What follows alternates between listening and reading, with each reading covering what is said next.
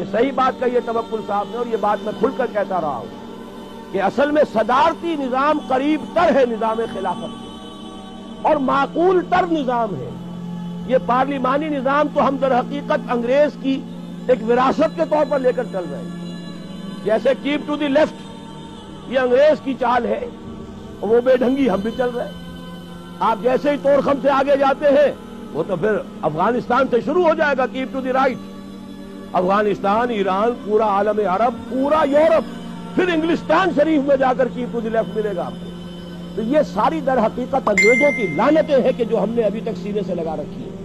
اگر یہاں شاید وہ 4 ورقہ تقسیم ہو، میں نے وہاں 8 چیزیں گنوا دی ہیں کہ انگریز کے دور کی ہر شے کو ہم نے سینے سے لگا کے رکھا ہوا ہے، انہی میں سے ایک لعنت یہ پارلیمانی نظام کی ہے۔ اس قدر غیر معقول نظام ہے، یہ اصل میں شرک ہے۔ یہ بھی اقتدار میں 2 اشخاص کو آپ نے شریک کر دیا، اب بیلنس کیجئے اس میں تلاش، یا تو یہ کہ وہ صدر جو ہے وہ چودھری فضل الہی بن جائے گا اور لوگوں کو مطالبہ کرنا ہوگا چودھری فضل الہی کو رہا کرو، سارے اختیارات بھٹو صاحب کے ہاتھ میں ہوں گے، عامر مطلق بن جائیں گے، اور یا یہ ہے کہ وہ غلام اسحاق خان بن جائے گا، وہ جس کو چاہے گا چھٹی کرائے گا۔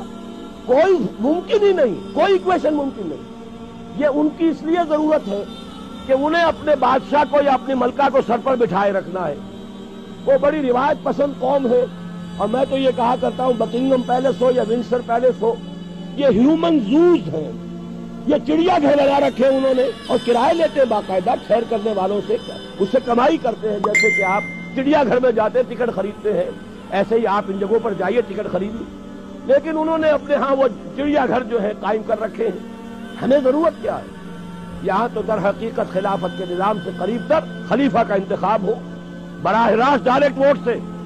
اگر ہماری آبادی 12 کروڑ ہے اور اس میں اگر 4-5 کروڑ ووٹر ہیں، ان کی رائے جو ہے، اور جب پورے ملک میں ایک شخص کے بارے میں رائے دی جائے گی تو واقعہ یہ ہے جو کہا جاتا ہے کہ ہمارے ہاں صدارتی نظام بھی کامیاب ہو گیا، ناکام ہو گیا، اس سے بڑا جھوٹ کوئی نہیں۔ صدارتی نظام یہاں آیا کب ہے؟ یہاں تو آیا ہے یا تو وہ پوسٹ مارشل لا، وہ یا یہ کہ وہ انڈائریکٹ الیکشن کے ذریعے سے کیا تھا، تو صدارتی نظام حقیقت میں ہمارے ہاں نہیں آیا، اور واقعہ یہ ہے کہ صدارتی نظام قریب تر ہے۔ بہرحال پہلی بات یہ ہے، اس صدارتی نظام کو جو نظام خلافت بنائے گی شے وہ کیا ہے؟ کتاب و سنت کی ٹوٹل بالادستی۔ کوئی شے بھی کتاب و سنت سے مستثنا ہو گئی، اب وہ خلافت نہیں رہی، جو چاہے اس کا نام رکھے، چونچو کا مربع کہیں، اسے جو کہیں، اسلام اور کفر کی آمیزش ہو گئی۔ اسلام تو ہے ادخلوا فی السلم کافہ، پوری زندگی میں اطاعت کاملہ۔ آپ اگر ایگزمپشن کریں گے، جیسے صدر ضیاء الحق صاحب نے شریعت کوڈ بنائی، 4 ایگزمپشن ہو گئی۔ دستور پاکستان شریعت کوڈ کے دائرے سے باہر، آئلی قوانین شریعت کوڈ کے دائرے سے باہر، مالی قوانین شریعت کوڈ کے دائرے سے باہر، اور یہ جو ہمارے ہاں کے جوڈیشل لاز ہیں وہ شریعت کوڈ کے دائرے سے باہر۔ تو شریعت کوڈ کیا کر رہی تھی؟ ایکسرسائز ان فیوٹیلٹی، وقت ضائع ہو رہا ہے۔ 4 چیزیں تو آپ نے خارج کر دی، تو رہ کیا گیا سوائے اس کے کہ ایک دکھاوا ہے، دنیا کو دکھاوے کے لیے اور دھوکہ دینے کے لیے اتنا بڑا نام رکھ دیا۔ پھر وہ شریعت کوڈ کا لیول جو ہے کم رکھا، جب چاہے اس کے آپ چیف جسٹس کو ہٹا دیں۔ حالانکہ عام دنیا کا جو بھی رواج ہے، جو عدالتیں جو ہوتی ہیں اعلیٰ، ایک دفعہ آپ نے مقرر کر دیا، اب وہ لائف لانگ ہے ان کا مسئلہ، ان کو ہٹا نہیں سکتے۔